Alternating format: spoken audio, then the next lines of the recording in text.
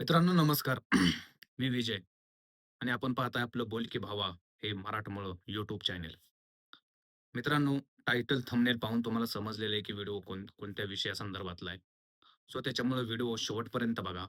खूप महत्त्वाची माहिती या व्हिडिओमधून तुम्हाला मिळणार आहे आणि खरंच ही बातमी ऐकून तुमच्यासुद्धा पायाखालची वाळू सरकली असेल.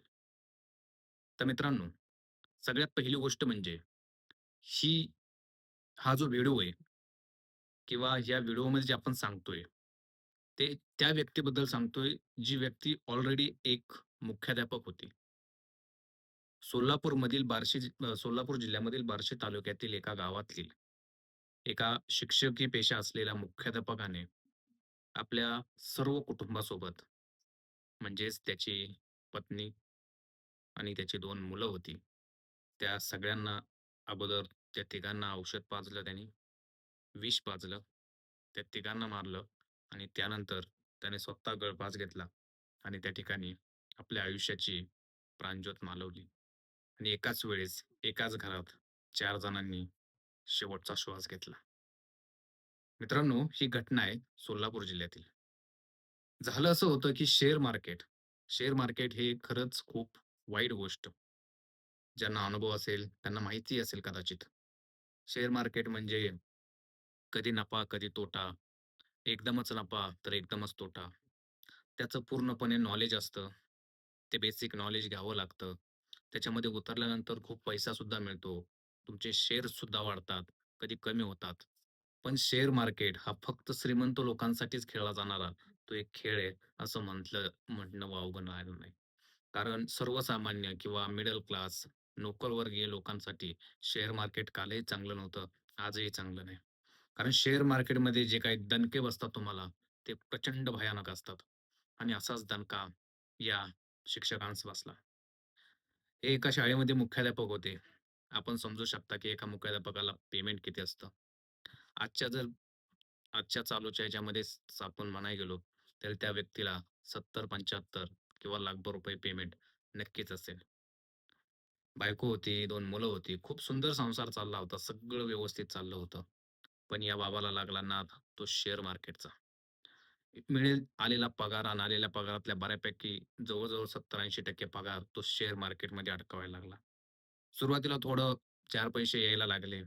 मग मोह वाढला आणि आपल्याला माहितीच आहे, की सरकारी नोकरीवाली लोकं 4 पैसे गुंतवायलाच बघतात.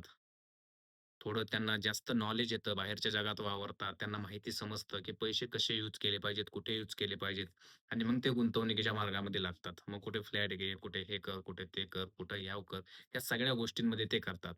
पण एक वेळ फ्लॅट घेतलेलं, सोनं घेतलेलं कधीही चांगलं. पण हा शेअर मार्केट याच्यासारखा जो काही बेकार नाद आहे, तो कितपत चांगला आहे, हे समजून घेतलं पाहिजे. शेअर मार्केटच्या माध्यमातून त्यांनी ज्या पद्धतीने हे सगळं केलं आणि जवळ-जवळ 1,80,00,000 कर्ज त्या माणसाने आपल्या डोक्यावरती केलं. 1,80,00,000 त्याने इकडून-तिकडून करून, असं-तसं करून त्याच्या प्रेस्टेजवरती कारण तो मुख्याध्यापक असल्यामुळे त्याला पगारही चांगला होता आणि त्याच्यामुळं त्याला इकडून-तिकडून पैसे मिळत होते.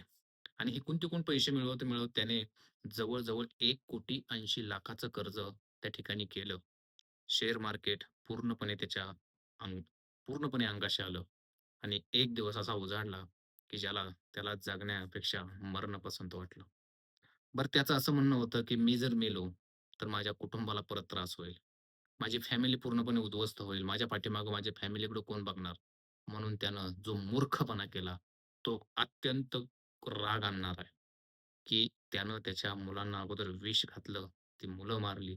त्यानंतर बायकोला विष घातलं, बायकोला सुद्धा मारलं आणि त्याच्यानंतर त्याने स्वतः आत्महत्या केली. म्हणजे त्याने अगोदर 3 लोकांची हत्या केली, त्यानंतर त्याने आत्महत्या केली. कसा देव याला माफ करेल हो? तुला मरायचं होतं, तुझं तू मरायचं होतंस. उद्या त्या फॅमिलीनं त्याचं काहीही केलं असतं. त्या 2 उमजलेली जी काही मुलं होती, अल्पवयीन 10-15 वर्षाची मुलं असतील त्याची 10-15च्या आतलीच मुलं होती. त्यांना मारून तुला काय मिळालं? बायको सोन्यासारखी होती. इतकं सगळं व्यवस्थित होतं. मग हे सगळं करून तुला काय मिळालं? तात्पर्य काय मित्रांनो या व्हिडिओचं, की तुम्हाला हा जो काही नाद लागलेला असतो, शेअर मार्केटचा, हा कुठपर्यंत थांबता आलं पाहिजे, कुठपर्यंत पळता आलं पाहिजे, हे सुद्धा कळणं गरजेचं असतं.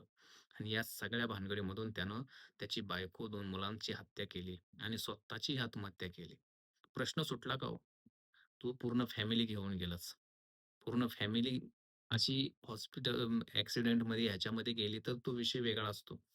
पण तू सगळं हे घडवून आणलंस, स्वतः घडवलंस आणि याच्यामधून तुझ्या फॅमिलीला पूर्णपणे नेस्तनाबूत केलं. आणि आज मी त्याने एक लोकांना धडा देऊन गेला, की तुम्ही ज्या अर्धी खाताय ना, सुखाने खायला शिका. भाकरी तुमची अर्धीच असू द्या, पण ती सुखाने खा.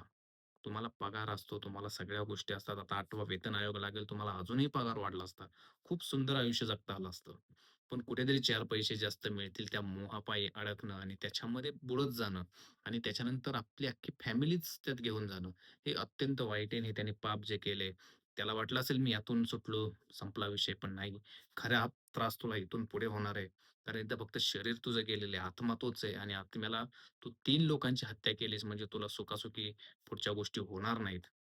मेलेल्या व्यक्तीबद्दल वाईट बोलू नये असं म्हणतात, परंतु याच्याबद्दल वाईटच बोलावसं वाटतं. कारण ह्याने स्वतःच्या हट्टापायी, स्वतःच्या नालायकपणापायी त्यानं 3 लोकांचा जीव घेतला आणि हा सुद्धा त्याच्यानंतर गेला.